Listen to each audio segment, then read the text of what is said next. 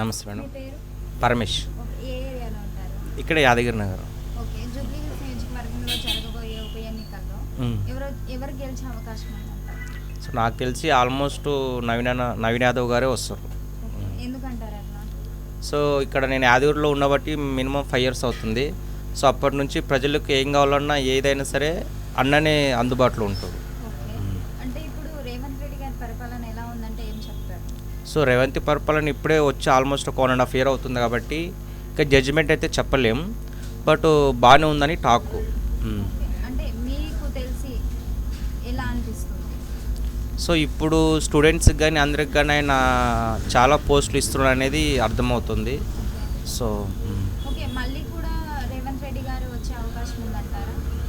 అది maybe last ఎండింగ్లో చెప్పొచ్చు, బట్ ఇప్పటి వరకు అయితే ఓకే, నాట్ గుడ్. ఓకే. అంటే మీకు ఏ సమస్యలు వచ్చినా కూడా ఎవరు వచ్చి పరిష్కరించేవారు? సో ఇక్కడ ఈ నియోజకవర్గంలో జూబ్లీస్కి సంబంధించినంత వరకు నవీన్ యాదవ్ గారు అయితే ప్రతి విషయంలోనూ అండగా ఉంటాడు. సో చాలా హెల్ప్ చేస్తాడు అన్న.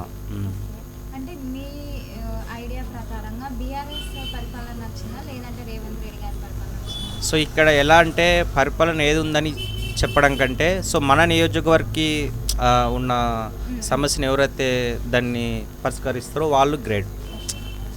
Subscribe us and press the bell icon for more interesting updates.